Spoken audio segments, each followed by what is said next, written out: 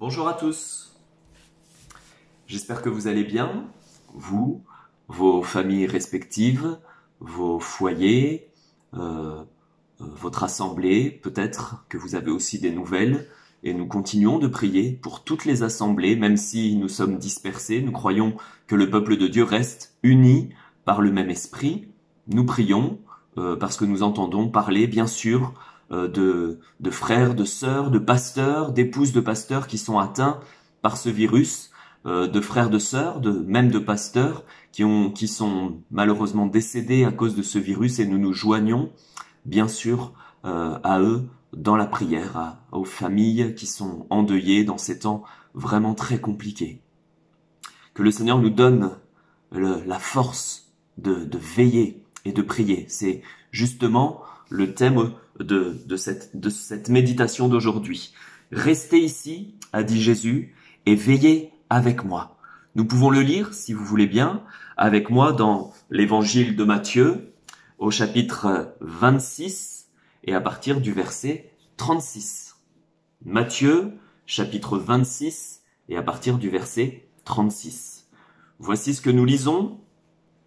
Là-dessus, Jésus alla avec eux dans un lieu appelé Gethsémane, et il dit aux disciples, « Asseyez-vous ici, pendant que je m'éloignerai pour prier. » Il prit avec lui Pierre et les deux fils de Zébédée, et il commença à éprouver de la tristesse et des angoisses.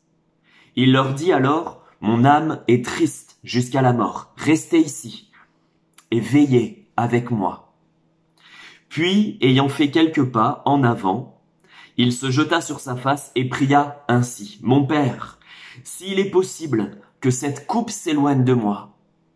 Toutefois, non pas ce que je veux, mais ce que tu veux. » Et il vint vers les disciples, qu'il trouva endormis, et il dit à Pierre, « Vous n'avez donc pu veiller 1 heure avec moi? Veillez et priez, afin que vous ne tombiez pas dans la tentation. L'esprit est bien disposé, mais la chair est faible. » Il s'éloigna une 2e fois et pria ainsi, « Mon Père, s'il n'est pas possible que cette coupe s'éloigne sans que je la boive, que ta volonté soit faite. » Il revint et il trouva les disciples encore endormis, car leurs yeux étaient appesantis. Il les quitta et s'éloignant, il pria pour la 3e fois, répétant les mêmes paroles. Puis il alla vers ses disciples et leur dit, « Vous dormez maintenant et vous vous reposez? Voici l'heure est proche, et le Fils de l'homme est livré aux mains des pécheurs. Levez-vous, allons, voici celui qui me livre s'approche. » Comme il parlait encore, voici Judas, l'un des 12, arriva avec lui, une grande foule nombreuse, armée d'épées et de bâtons, envoyés par les principaux sacrificateurs et par les anciens du peuple. Celui qui le livrait leur avait donné ce signe, « Celui à qui je donnerai un baiser, c'est lui, saisissez-le. » Aussitôt s'approchant de Jésus, il dit, « Salut, Rabbi !» et il lui donna un baiser. Jésus lui dit, « Mon ami, ce que tu es venu faire, fais-le. » Alors, ces gens s'avancèrent, mirent la main sur Jésus et le saisirent. Et voici, un de ceux qui étaient avec Jésus étendit la main et tira son épée. Il frappa le serviteur du souverain sacrificateur et il lui emporta l'oreille. Alors Jésus dit, « Remets ton épée à sa place, car tous ceux qui prendront l'épée périront par l'épée.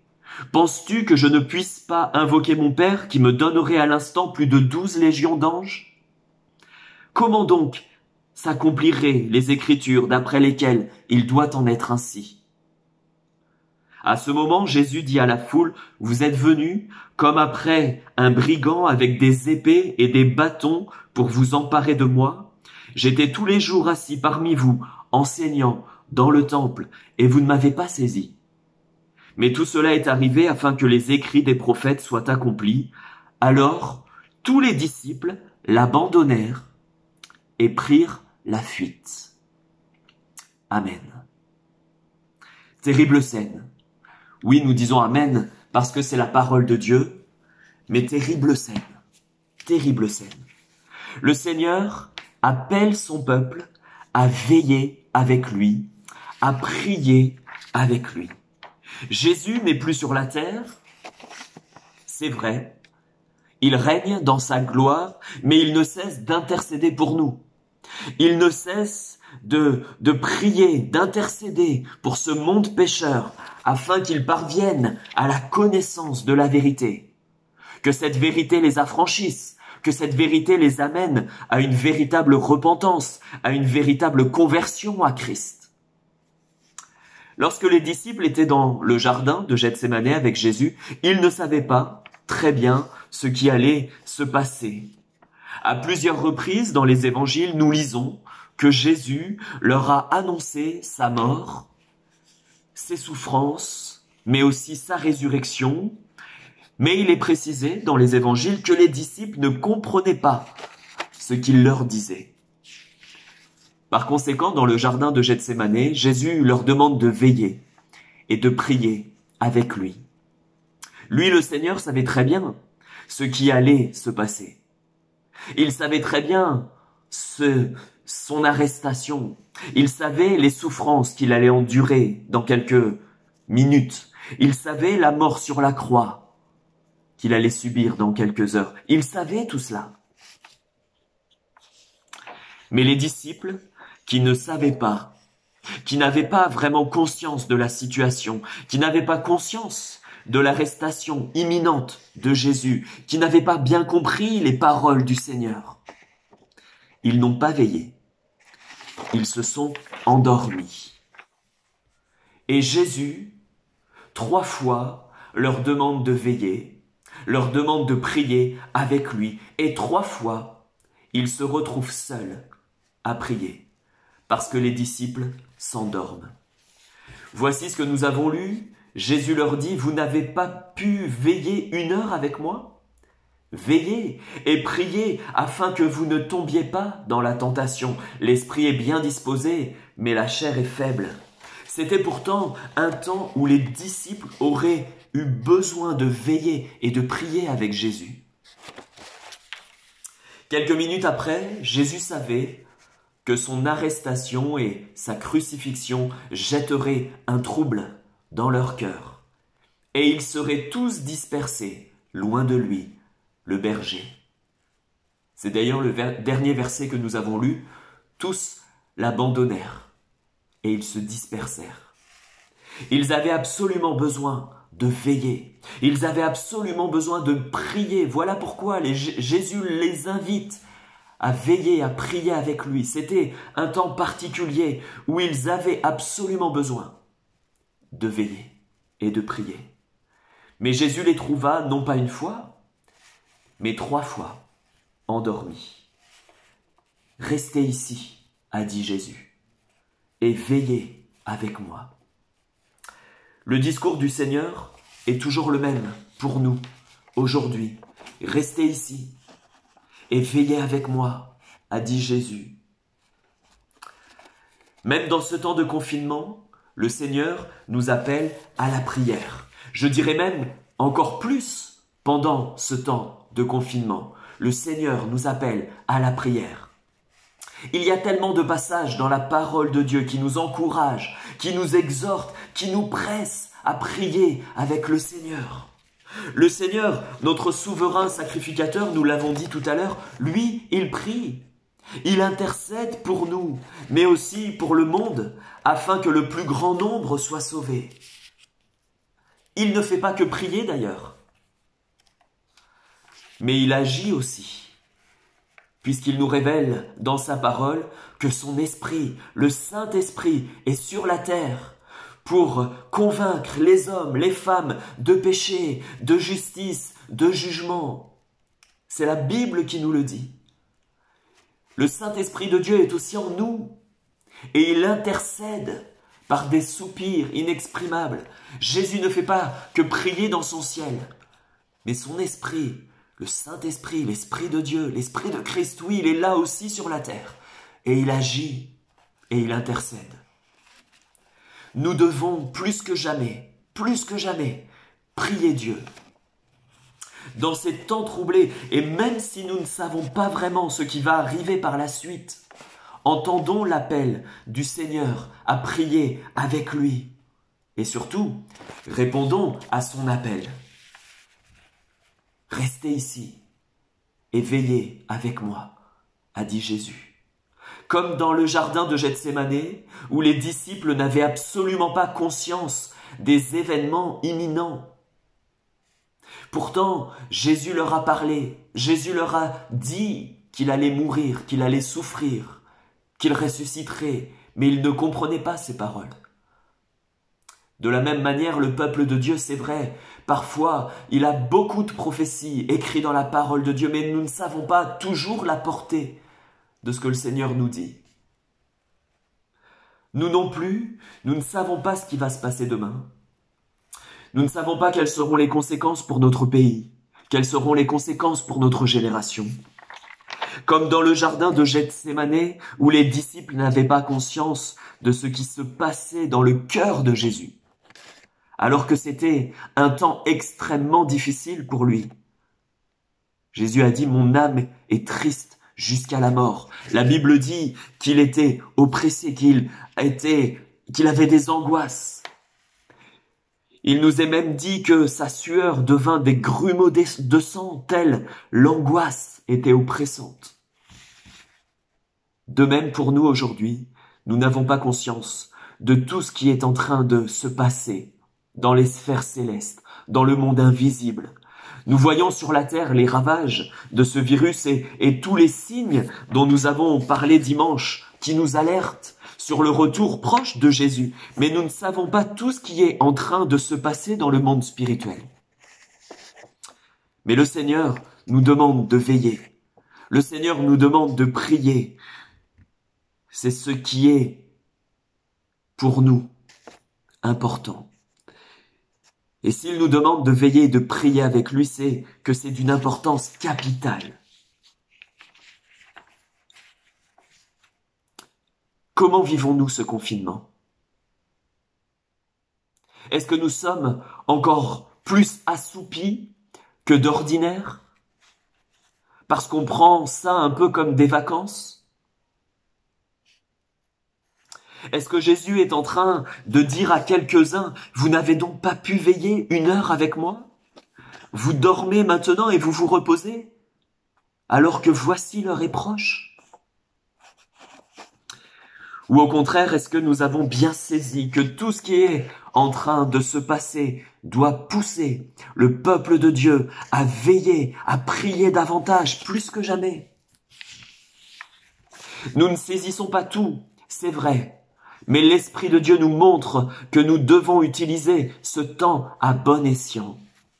Ne gaspillons pas ce temps de confinement. N'utilisons pas ce temps de confinement pour assouvir encore plus que d'habitude les plaisirs de la chair, la paresse, la télévision, les ordinateurs, le téléphone, les réseaux sociaux, le farniente. Quand tout reviendra dans l'ordre, j'espère que les enfants de Dieu ne diront pas « Mince, j'ai perdu du temps. J'ai gaspillé mon temps. » J'espère que Jésus ne nous dira pas « Tu as dormi pendant ce temps-là, alors que le temps était de veiller, de prier avec moi. Tu n'as pas su veiller 1 heure avec moi. »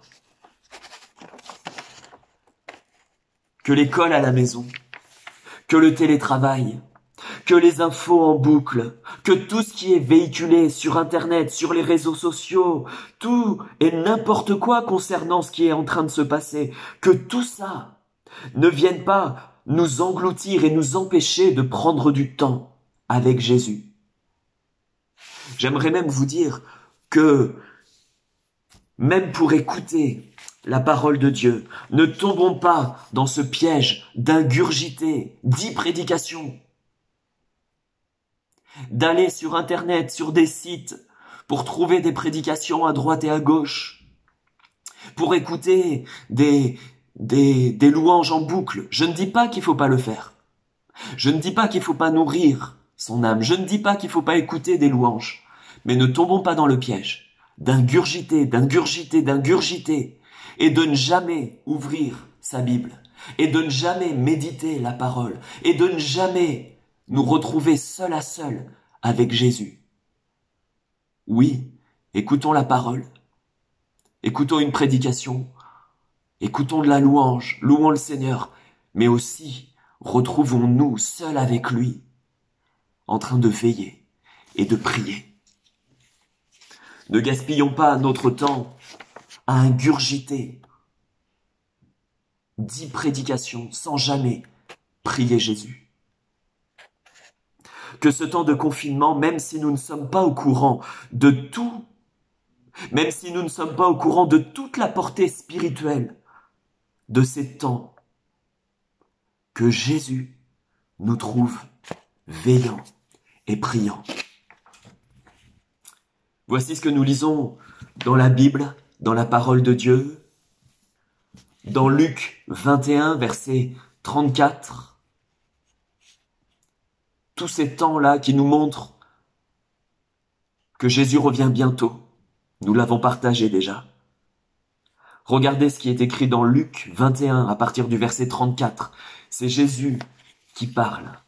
Prenez garde à vous-même, de crainte que vos cœurs ne s'apesantissent par les excès du manger et du boire, et par les soucis de la vie, et que ce jour ne vienne sur vous à l'improviste, car il viendra comme un filet sur tous ceux qui habitent sur la surface de la terre. Veillez donc, a dit Jésus, et priez en tout temps, afin que vous ayez la force d'échapper à toutes ces choses qui arriveront et de paraître debout devant le Fils de l'homme. Amen. Si nous voulons paraître debout, nous devons veiller et prier, obéir à la parole, nous retrouver dans la présence du Seigneur Jésus, nous seuls. Nous seuls. Faire silence autour de nous, c'est pas toujours facile. Avec les enfants, c'est vrai. Mais organisons-nous, trouvons du temps avec Jésus. Que ce temps de confinement ne soit pas phagocyté par tout ce que nous entendons, tout ce que nous devons faire, toutes les préoccupations de la terre. Mais que ce temps de confinement soit un temps béni dans la présence de Jésus. Trouvons le temps, frères et sœurs, de veiller et de prier. Jésus a dit, restez ici et veillez avec moi. Oui, lui, il intercède. Il intercède pour nous, mais aussi pour le monde entier, afin que le monde soit sauvé. Qu'il puisse nous trouver veillant et priant avec lui, en train d'intercéder, et non pas en train de perdre notre temps. Que le peuple de Dieu saisisse le temps dans lequel il vit, et que ce temps-là nous pousse à prier Jésus. Que Dieu nous bénisse. Que Dieu nous bénisse. Que nous soyons saisis par son esprit, qu'il inspire nos prières et qu'il nous trouve veillants et priants.